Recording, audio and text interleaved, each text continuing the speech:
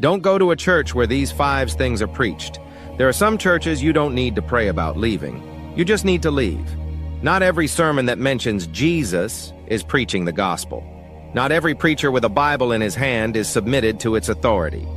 In these last days, deception doesn't always come dressed in rebellion. Sometimes it comes in a 3-piece suit with a microphone. So listen carefully. Don't go to a church where these 5 things are preached. Number 1, a gospel of self-esteem. If the message is always about you, your greatness, your dreams, your breakthrough, and never about the cross, the blood, or your need for repentance, that's not the gospel. That's self-help with Christian language. Paul said, "We preach Christ crucified, not Christ customized." 1 Corinthians 1 verse 23. Don't go to a church that teaches you to love yourself more instead of dying to self.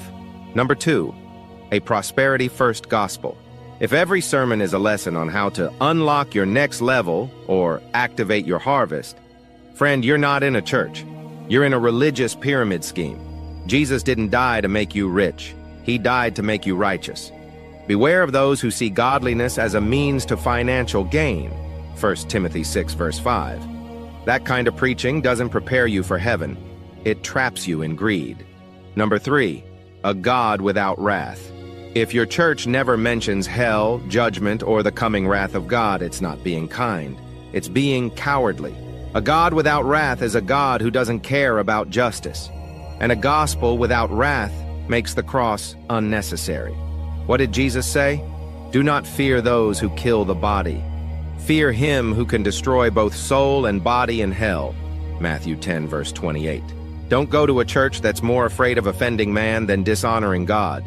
Number 4, a message that excuses sin. When sin is minimized, holiness is mocked, and everything is grace, grace, grace without truth. You are in danger. Yes, God is merciful, but he is also holy. If your church is blessing what God condemns, whether it's sexual immorality, pride, gossip, or greed, get out. That's not compassion, that's corruption.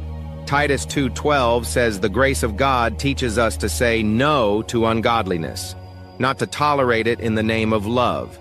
Number 5, a man-centered worship experience. If worship is more about lights, moods, and emotional hype than about reverence, truth, and God's glory, run. If the preacher is the main attraction and not the word, if the goal is a vibe instead of a transformed heart, you are being entertained, not edified. God is not looking for spectators. He's seeking worshipers in spirit and in truth. John 4 verses 23 and 24.